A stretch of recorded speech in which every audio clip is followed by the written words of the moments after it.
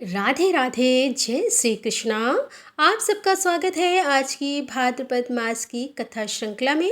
आइए आज की भाद्रपद मास कथा श्रृंखला का आरंभ करते हुए आज हम श्रवण करते हैं एक विशेष व्रत का, जिसके विषय में ऋषि पुलस्त्य भीष्मदेव से वर्णन करते हैं। आइए आज की भाद्रपद मास कथा आरंभ करते हैं। भीष्मदेव ने पूछा कि हे प्रिपर, भगवान शंकर ने भी वैष्णव धर्मों का उपदेश किया है। मैं उसके विषय में आपसे सुनना चाहता हूँ। वे कैसे हैं और उनका फल क्या है, इसके विषय में विस्तार से बताइए। तब ऋषि पुलस्त्य ने कहा कि हे राजन, प्राचीन रथंतर कल्प की यह बात है। एक समय पिनाकधारी भगवान शंकर मंदरांचल पर्वत पर विराजमान थे। उस समय ब्रह्मा जी ने स्वयं ही उनके पास जाकर पूछा। ब्रह्मा जी ने पूछा कि हे परमेश्वर, थोड़ी सी तपस्या से मनुष्यों को मोक्ष की प्राप्ति कैसे हो सकती है। ब्रह्मा जी के ऐसे प्रश्न को सुनकर भगवान शिव ने मन को प्रिय लगने वाले इस प्रकार वचन कहे।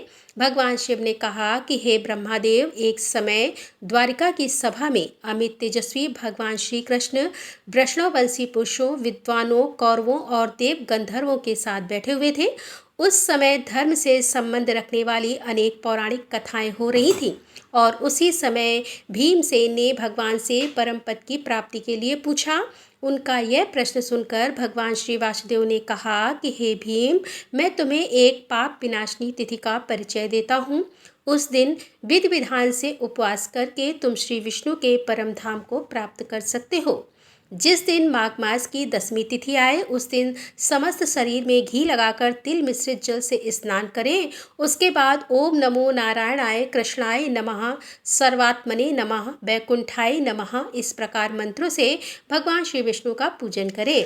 अंत में इसके बाद वायु वेगाय नमः, विहंग नाथाय नमः इन मंत्रों के द्वारा गरुड़ जी की पूजा करनी चाहिए। इसी प्रकार गंध, पुष्प, धूप और अनेक प्रकार के पकवानों द्वारा श्री कृष्ण की, गणेश जी की और महादेव जी की पूजा करें। फिर गाय के दूध की बनी हुई खीर लेकर घी के साथ मौन पूर्वक भोजन करें और भोजन के बाद विद्वान पुरुष 100 पग चलकर बरगद अथवा खैर की दातून ले और उसके द्वारा दांतों को साफ करें। फिर मुंह धोकर आचमन करें और सूर्यास्त होने के बाद उत्तराभिमुख होकर सायंकाल की संध्या करे और उसके अंत में इस प्रकार कहे कि हे भगवान श्री नारायण, आपको नमस्कार है, मैं आपकी शरण में आया हूँ। इस प्रकार प्रार्थना करते हुए रात्रि में शयन करे। दूसरे दिन एकादशी पर निराहार रहकर भगवान केशव की पूजा करे और रात पर बैठकर शेषाई भगवान की आराधना करे। फिर अग्नि में घी की आहुति देकर प्रार्थना करें। पुंडरीकाक्ष, मैं द्वादशी को श्रेष्ठ ब्राह्मणों के साथ ही खीर का भोजन करूंगा। मेरा यह व्रत निर्विघ्नता पूर्वक पूर्ण हो, यह कहकर इतिहास पुराण की कथा सुनने के बाद शयन करें और प्रातःकाल होने पर नदी में जाकर प्रसन्नता पूर्वक स्नान करें। पाखंडियों के संसर्ग से दूर रहें। विधि पूर्वक संध्या उपासना करके पितरों का तर्पण करें। भगवान को प्रणाम करके घर के सामने भक्तिपूर्वक एक मंडप का निर्माण करवाएं। उसके अंदर 4 हाथ की सुंदर वेदी बनवाएं। वेदी के ऊपर 10 हाथ का तोरण लगाएं। फिर सदृढ़ खंभों के आधार पर एक कलश रखें। उसमें नीचे की ओर उड़द के दाने के बराबर छेद कर दें। उसके बाद उसे जल से भरे और स्वयं उसके नीचे काला मृगचर्म बिछाकर बैठ जाएं। कलश से गिरती हुई धारा को सारी रात अपने मस्तक पर धारण करें। वेद वेता ब्राह्मणों ने धाराओं की अधिकता के अनुपात से फल में भी अधिकता बताई है। इसीलिए व्रत करने वाले द्विज को चाहिए कि प्रयत्नपूर्वक उसे धारण करे। दक्षिणा दिशा की ओर अर्धचंद्र के समान पश्चिम की ओर गोल और उत्तर की ओर पीपल के पत्ते की आकृति का मंडप बनाए और पूर्व की ओर से वेदी का स्थान है, उसके दक्षिण ओर भी एक दूसरी वेदी बनवाए। श्री विष्णु के ध्यान में तत्पर होकर पूर्वाक्त जल की धारा को बराबर मस्तक पर धारण करता रहे और दूसरी वेदी भगवान की स्थापना के लिए हो, उसके ऊपर कर्णिका सहित कमल की आकृति बनाए और उसके मध्य भाग में भगवान पुरुषोत्तम को विराजमान करे। उसके निमित्त एक कुंड बनाए जो हाथ पर लंबा, उतना ही चौड़ा और उतना ही गहरा हो। उसके ऊपरी किनारे पर 3 मालाएं बनवाए। उसमें यथा स्थान योनि और मुख के चिन्ह बनवाए। उसके बाद ब्राह्मण कुंड में अग्नि प्रज्वलित करके जौ, घी और तिलों का श्री विष्णु संबंधी मंत्रों द्वारा हवन करे। इस प्रकार वहाँ विधि विधान पूर्वक वैष्णव याग का संपादन करे। फिर कुंड के मध्य में यत्न पूर्वक घी की धारा गिराए। देवादिदेव भगवान श्री हरि के विग्रह पर दूध की धारा छोड़े और अपने मस्तक पर पूर्वोक्त जलधारा को धारण करे।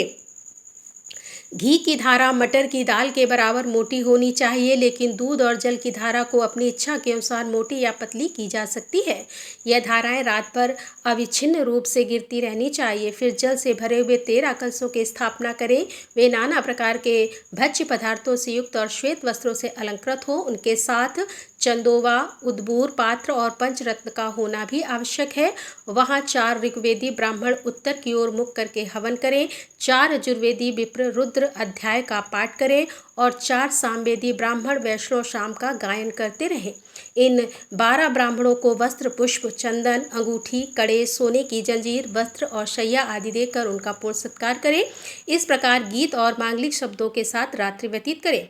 आचार्य या पुरोहित को सभी वस्तुएं अन्य ब्राह्मणों की अपेक्षा दुगनी मात्रा में देनी चाहिए। रात्र के बाद जब निर्मल प्रभात का उदय हो तब शयन से उठकर नित्य कर्म के बाद 13 गौवें दान करनी चाहिए। उनके साथ ही समस्त सामग्री सोने की होनी चाहिए और वे सब की सब दूध देने वाली और सुशीला होनी चाहिए। उनके सिंग सोने से और खुर चांदी से मढ़े हुए होने चाहिए और उन सबको वस्त्र ओढ़ाकर चंदन से विभूषित किया गया हो। गौओं के साथ कांसी का दोहन पात्र भी होना चाहिए। गोदान के बाद ब्राह्मणों को भक्तिपूर्वक भक्ष्य भोज पदार्थ से तृप्त करके अनेक प्रकार के वस्त्र दान करें और फिर स्वयं भी क्षार लवण से रहित अन्न का भोजन करके ब्राह्मणों को विदा करें। पुत्र और पत्नी के साथ 8 पग तक उनके पीछे पीछे जाएं और इस प्रकार कहें कि हमारे इस कार्य में देवताओं के स्वामी भगवान श्री विष्णु, जो सबका क्लेश दूर करने वाले हैं, वे प्रसन्न हो। श्री शिव के हृदय में श्री विष्णु हैं और श्री विष्णु के हृदय में श्री शिव विराजमान है। मैं इन दोनों में अंतर नहीं देखता। इस धारणा से मेरा कल्याण हो। इतना कहकर उन कलशों, गौओं, सैयों और वस्त्रों को सभी ब्राह्मणों के घर पहुँचा दें। अधिक सैया सुलभ ना हो तो गृहस्थ पुरुष एक ही सैया को सब सामानों सुसज्जित करके दान करे। हे भीमसेन, वो दिन इतिहास और पुराणों के श्रवण में ही बिताना चाहिए। इसलिए तुम भी सत्व गुण का आश्रय लेकर मात्स्य का त्याग करके इस व्रत का अनुष्ठान करो। यह बहुत गुप्त व्रत है, लेकिन स्नेहवश मैंने तुम्हें बता दिया है। हे वीर, तुम्हारे द्वारा इसका अनुष्ठान होने पर यह व्रत तुम्हारे ही नाम से प्रसिद्ध होगा और इसे लोग भीम द्वादशी कहेंगे। यह भीम द्वादशी सभी पापों को हरने वाली और शुभकारिणी होगी। प्राचीन कल्पों में इस व्रत को कल्याणी व्रत कहा जाता है। इसका स्मरण और कीर्तन मात्र करने से देवराज इंद्र का सारा पाप नष्ट हो गया था और इसी के अनुष्ठान से मेरी प्रिय सत्यभामा ने मुझे पति के रूप में प्राप्त किया था। इस कल्याणमय तिथि को सूर्योदय ने सहस्त्रों धाराओं से स्नान किया था, जिससे उन्हें तेजोमय शरीर की प्राप्ति हुई। इंद्र आदि देवताओं तथा करोड़ों दैत्यों ने भी इस व्रत का अनुष्ठान किया था। यदि एक मुख में 10,000 करोड़ जीवाएं हों तो भी इसके फल का पूरा वर्णन करना संभव नहीं है। कथा के अंत की ओर आगे बढ़ते हुए महादेव जी ने कहा कि हे ब्रह्मा जी, कलयुग के पापों को नष्ट करने वाली और अनंत फल प्रदान करने वाली इस कल्याणमय तिथि की महिमा का वर्णन यादव राजकुमार भगवान श्री कृष्ण ने अपने मुख से किया था। जो इसके व्रत का अनुष्ठान करता है उसके नरक में पड़े हुए पितरों का भी यह उद्धार करने में समर्थ है।